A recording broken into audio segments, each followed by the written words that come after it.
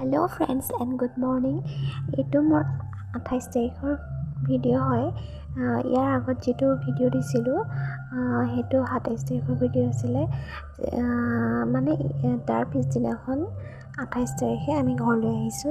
ঘৰলৈ যাবলৈ ওলাইছোঁ। তাৰপৰা মানে আহিছিলোঁ আৰু ঘৰলৈ।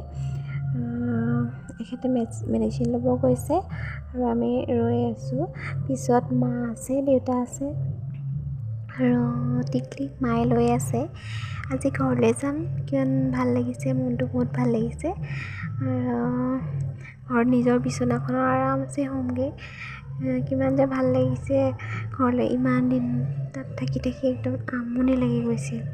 আৰু আগলৈকে ভিডিঅ'টো চাই থাকিব।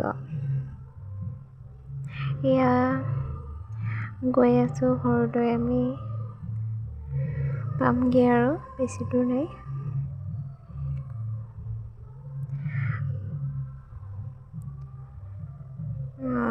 ভোক লাগিছিলে, ৰাতিপুৱা ভাত নোখোৱাকৈ আহিছোঁ। ঘৰত ভাত খামগৈ, ৰাস্তাতে খালোঁ কিবাকিবি।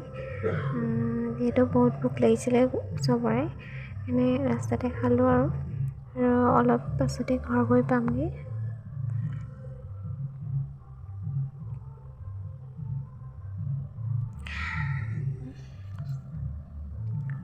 আৰু এয়া কণমানি আইতাকে ধৰিছে।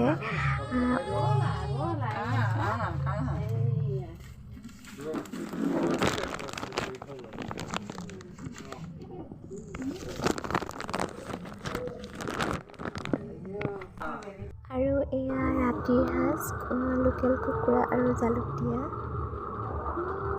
আৰু এয়া ৰাতিপুৱাৰ সাজ, ভেদাইলতা নৰসিংহৰ লগত মাছৰ জোল আৰু শুকতি মাছৰ লগত বনাইছে। আৰু এইফালে নেমু টেঙা আৰু এয়া পচলা ভাজি। আৰু এয়া মই খাই আছোঁ এতিয়া।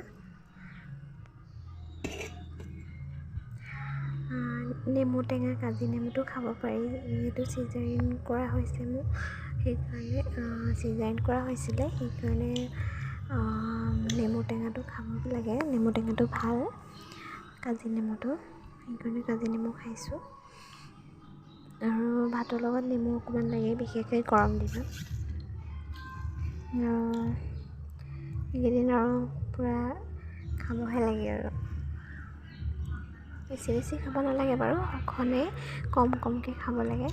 আৰু শুকতি শাক খাইছোঁ। শুকতি নে শুকলতি বুলি কয়। শুকলতি খালে মানে সোনকালে শুকায় বুলি কয়, সেইকাৰণে শুকলতি খাইছোঁ। আৰু ভেদাইলতা নৰসিংহ এইবিলাক ভাল বস্তু, মাছৰ লগত বনালে মই বহুত ভাল পাওঁ খাই।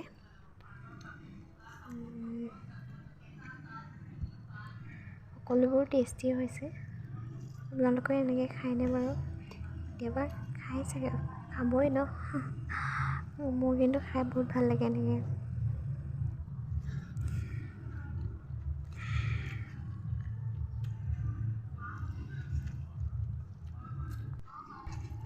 মেডিকেলত থাকোঁতে ভালকৈ একো মানে খাবলৈ পৰা নাছিলোঁ। প্ৰথম 2-3 দিনলৈকে খিচিৰি খাইছিলোঁ, তাৰপাছত ভাতে খাইছিলোঁ বাৰু, অলপকৈ কোমল ভাতটো। আৰু তাততো মা, দেউতা আৰু এওঁলোকৰ খোৱা মানে ভাল হোৱা নাই। আৰু মেডিকেলত জানেই আৰু কেনেকুৱা হয়, হোটেলৰ খানাবিলাকো ভাল নহয়, একো টেষ্ট নাই। কিছুমানত ভাল থাকে, কিন্তু প্ৰায়ে মানে ইমান ঘৰৰ ভাতকেইটাৰ নিচিনা নহয় আৰু ঘৰৰ ভাত সাজৰ নিচিনা হ'ব নোৱাৰে আৰু বহুত কষ্ট হ'ল মাহঁতৰ, মানে বহুত কষ্ট হ'ল আৰু মোৰ লগত।